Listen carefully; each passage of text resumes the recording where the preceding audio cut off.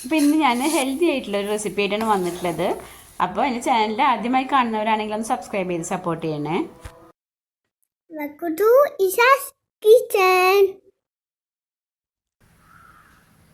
അപ്പോൾ നമ്മൾ വളരെ ഹെൽത്തി ആയിട്ടുള്ള ഈ ഒരു റെസിപ്പി തയ്യാറാക്കാൻ വേണ്ടി ഞാനിവിടെ എടുത്തിട്ടുള്ളത് 50 ഗ്രാം അണ്ടിപ്പരിപ്പ് എടുത്തിട്ടുണ്ട്, 50 ഗ്രാം ആൽമണ്ട് ഗം അതായത് ബദാം പിസിൻ, പിന്നെ 50 ഗ്രാം ബദാം, 50 ഗ്രാം വെളുത്തുള്ള, 50 ഗ്രാം കറുത്തുള്ള. ഇത്രയാണ് നമുക്ക് വറുക്കാനായിട്ട് ആവശ്യമുള്ളത്. അപ്പോൾ ആദ്യം നമുക്കിതെല്ലാം ഒന്ന് വറുത്തെടുക്കാം. അപ്പം ഞാനിവിടെ ഒരു പാത്രം അടുപ്പത്ത് വെച്ചിട്ട് ചൂടായിട്ടുണ്ട്. അതിലേക്ക് ഞാൻ 2 ടീസ്പൂൺ പശു നെയ്യ് ചേർത്ത് കൊടുക്കുകയാണ്. അപ്പോൾ ആദ്യം ഞാൻ വറുത്തെടുക്കുന്നത് ബദാം പിസിനാണ്.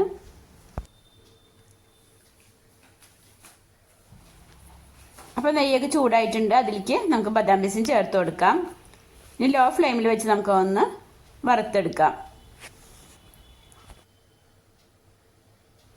ഒരുപാട് ആരോഗ്യ ഗുണങ്ങളുള്ള ഒന്നാണ് കേട്ടോ ഈ ബദാം പിസിൻ. ശരീരത്തിന് തണുപ്പിക്കാനുള്ള കഴിവുണ്ട്. അതുപോലെ തന്നെ ഗ്യാസ് ഉള്ളവർക്കൊക്കെ നല്ലതാണ്. കൊളസ്ട്രോൾ കുറയുന്നതിന് ഏറ്റവും കൂടുതലായിട്ട് നമുക്ക് ഇമ്മ്യൂണിറ്റി കൂട്ടാൻ സഹായിക്കും. അതുപോലെ വയറിച്ചിലൊക്കെ ഉള്ളവർക്ക് ഇത് വെള്ളത്തിൽ കുതിർത്തതിന് ശേഷം തൈര് ചേർത്ത് കഴിക്കാം. വെള്ളത്തിൽ കുതിർത്തി കഴിക്കുമ്പോൾ ഒന്നെങ്കിൽ ഓവർനൈറ്റ് വെക്കാം, അതല്ലാന്നുണ്ടെങ്കിൽ ഒരു 8 മണിക്കൂറെങ്കിലും വെക്കണം കേട്ടോ. ബദാം പിസിനൊക്കെ ഇങ്ങനെ നെയ്യിൽ കിടന്ന് ഇങ്ങനെ പൊരിഞ്ഞ് കുറച്ച് വീർത്ത് വന്നിട്ടുണ്ട്. ഇപ്പം മൊരിച്ചിലൊക്കെ നല്ല പാകമായിട്ടുണ്ട്. ഇനി നമുക്കത് നെയ്യിൽ നിന്ന് മാറ്റാം. നമ്മൾ കൈ കൊണ്ട് ഇങ്ങനെ പൊടിക്കുമ്പോൾ സോഫ്റ്റായിട്ട് ഇങ്ങനെ പൊടിഞ്ഞ് വരുന്നതാണ് അതിൻ്റെ ഒരു പാകം.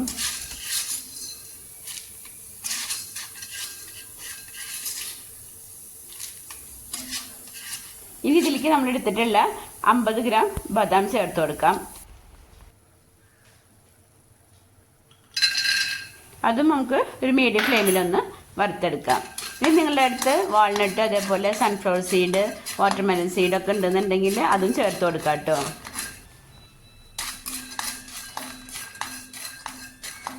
ഇപ്പോൾ ബദാമൊക്കെ ഒരുവിധം റോസ്റ്റ് ആയിട്ടുണ്ടെങ്കിൽ അതിലേക്ക് നമുക്ക് അണ്ടിപ്പരിപ്പ് ചേർത്ത് കൊടുക്കാം.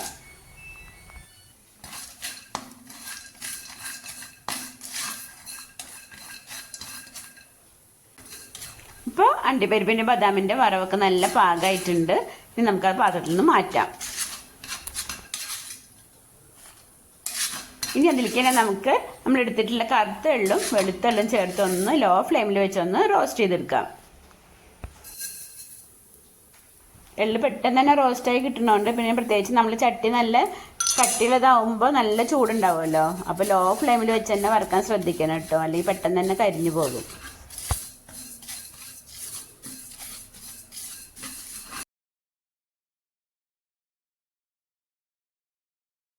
ഇപ്പം എള്ളൊക്കെ വറവ് നല്ല പാകമായിട്ടുണ്ട്. ഇനി നമുക്കത് പാത്രത്തിൽ നിന്ന് മാറ്റാം.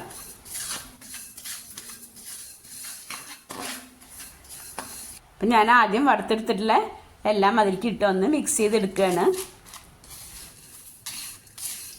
ഇങ്ങനെ എല്ലാം കൂടി മിക്സ് ആക്കിയപ്പോൾ കാണാൻ നല്ല ഭംഗിയുണ്ട്, കഴിക്കാനും ടേസ്റ്റ് ഉണ്ടാവും. ഇനി ഇത് ചൂടാറാനായിട്ട് നമുക്കൊരു പാത്രത്തിലേക്ക് മാറ്റാം.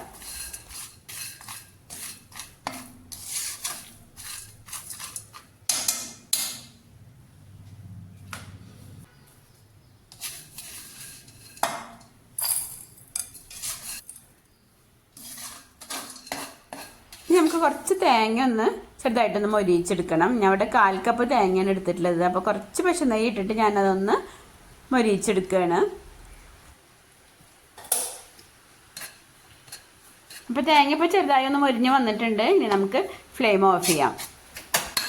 അപ്പോൾ ഇവിടെ നമ്മൾ വറുത്ത് വെച്ചിരിക്കുന്ന നട്ട്സൊക്കെ ചൂടാറിയിട്ടുണ്ട്. ഇനി നമുക്ക് ഒന്ന് പൊടിച്ചെടുക്കാം.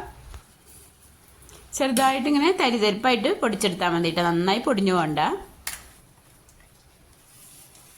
ഈ പൊടി നമുക്കൊരു പാത്രത്തിലേക്ക് മാറ്റാം.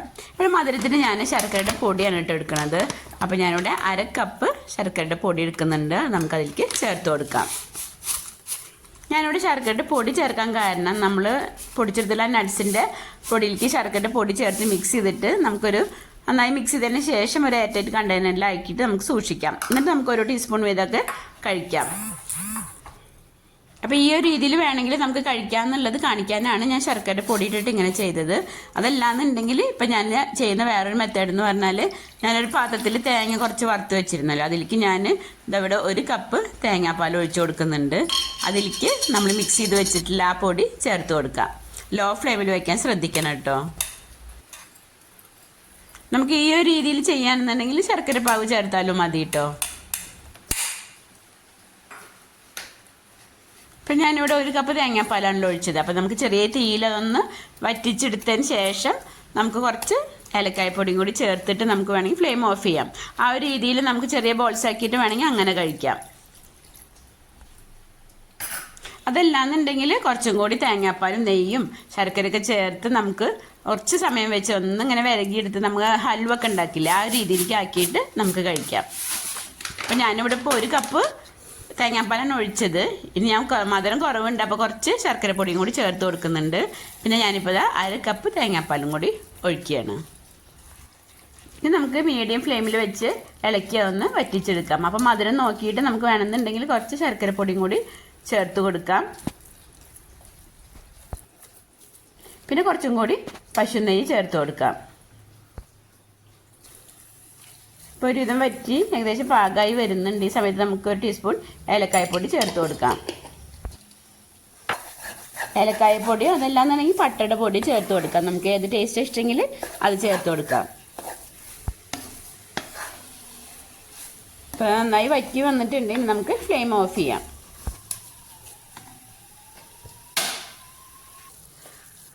ഈ ഒരു പാത്രത്തിലേക്ക് നെയ്യ് പരട്ടിയിട്ട് നമുക്കതിലേക്ക് മാറ്റാം.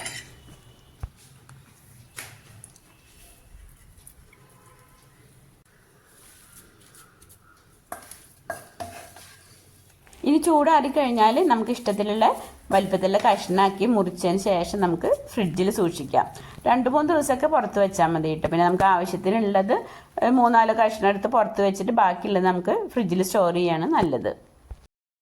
അപ്പോൾ നിങ്ങൾക്ക് എൻ്റെ വീഡിയോ ഇഷ്ടമായിട്ടുണ്ടെങ്കിൽ ഷെയർ ചെയ്യാനും ലൈക്ക് ചെയ്യാനും നിങ്ങളുടെ അഭിപ്രായം കമൻറ്റ് ചെയ്യാനും മറക്കരുത് കേട്ടോ. Thanks for watching. I love you.